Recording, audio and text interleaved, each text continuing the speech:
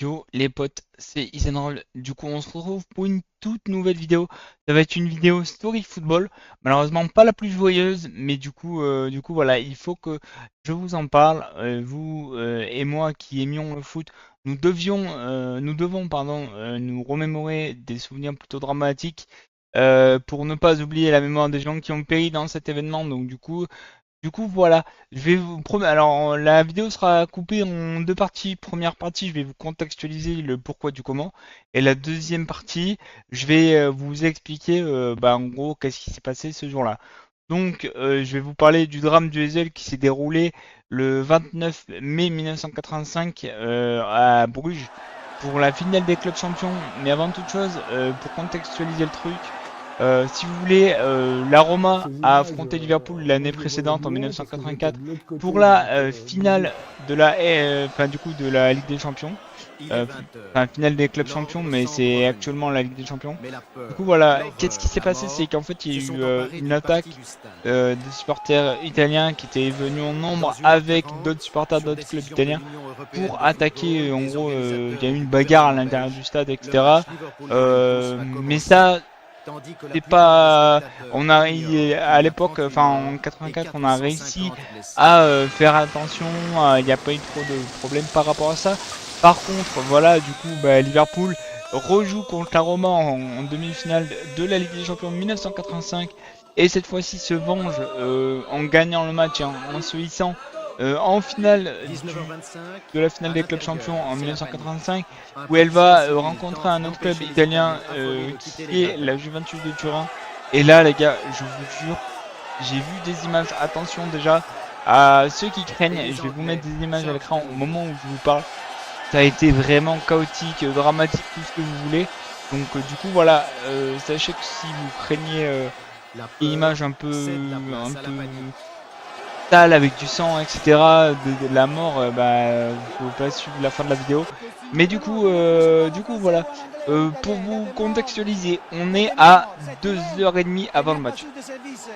Les premiers supporters commencent à arriver. Et en fait, ce qui se passe, c'est que les supporters de Liverpool arrivent avec d'autres supporters d'autres clubs, West Ham, Aston Villa, Manchester United, etc. Pour en gros pour un soutien. Et en fait, ce qui se passe, c'est que dans le bloc Z, c'est là où tout a basculé. Il y a eu dans le bloc Z, il y avait une majorité de supporters de la Juventus de Turin. Donc du coup, voilà, les supporters de Liverpool qui étaient à côté ont chargé les hommes pour être, en gros, pour se venger de ce qui s'est passé l'année précédente. Et en fait, voilà, il y a eu 39 morts sous asphyxie parce que la tribune s'est écroulée. Depuis, pour faire un petit point, depuis la FIFA a mis en place beaucoup plus de forces de l'ordre pour protéger ça et beaucoup plus de normes concernant la qualité des tribunes principalement parce qu'il est vrai que du coup là on a eu droit à un drame assez ouf. Donc voilà. Il y a eu une première charge 1h30 avant le match. Enfin, les entrées ont été ouvertes 2h30 avant le match. Le temps que tout le monde se positionne, ça a duré à peu près 1 heure. Vous allez voir, je vais vous mettre un espèce de reportage au moment où je vous parle. C'est bien expliqué aussi. Donc bon, je vais parler par-dessus. Mais du coup, voilà, vous allez quand même pouvoir comprendre. Et c'est vrai que ça a été chaotique parce que le bloc Z a été chargé, mais tout le reste du stade était ouvert. Donc toutes les autres tribunes ont assisté à cette folie, enfin à cette animosité. Et même, vous allez voir dans la vidéo, il y a des supporters de Liverpool qui n'étaient pas du bloc Z et qui n'ont pas attaqué, qui ne comprennent pas eux-mêmes des hooligans, on va dire, de Liverpool. Même certaines personnes ne comprennent pas pourquoi ils en sont arrivés là. Donc du coup voilà, ça a été assez chaotique. Les images font vraiment froid dans le dos, vous allez voir. Mais c'est vrai qu'on peut pas oublier ce qui s'est passé parce que qu'il y a quand même 39 morts sous asphyxie plus 339 blessés, ce qui est quand même énorme, énorme, énorme.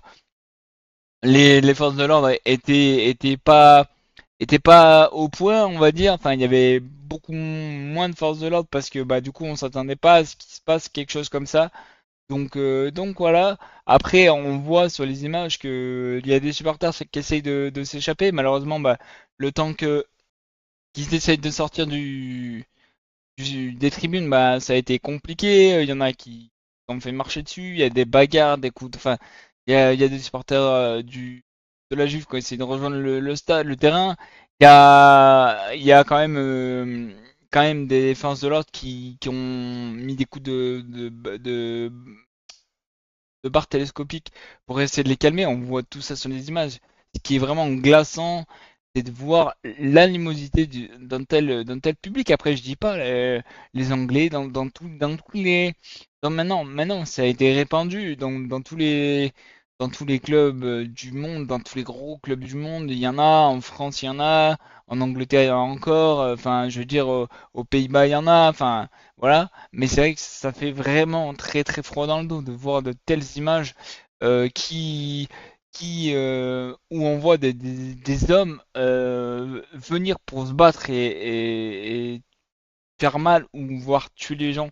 Ça, c'est vrai que c'est délicat parce que du coup, ça a été l'hécatombe à ce moment-là et ça a été entre guillemets précurseur pour les normes de sécurité de l'UEFA, etc., etc. Mais c'est vrai qu'on peut pas oublier la mémoire des personnes qui ont péri là-bas. On peut pas comment dire, oublier non plus une telle date. Après, il y a eu plus récemment, il y a eu Furiani en France. Je vous ferai une autre vidéo là-dessus, mais il est vrai que voilà, c'est moi j'ai vu ce sujet-là. Je me suis dit, mais attends, il faut que j'en fasse une vidéo, moi qui aime le foot, etc. Donc, du coup, voilà, j'espère que. Qu'est-ce que je voulais dire? Que vous n'oublierez pas, que vous partagiez un maximum. N'hésitez pas à me dire au passage dans les commentaires quel autre genre de fait comme ça vous voulez voir. Et puis voilà, qu'est-ce que je peux vous dire de plus? Oui, il y a eu du coup plus récemment il y a eu Furiani pour autre chose encore. C'est pas pour une bagarre, mais c'est juste le stade qui est tombé. Mais voilà, des moments comme ça, on va dire de terreur et d'horreur. Il y en a pas trop eu en termes de bagarre entre supporters, ou alors méconnus.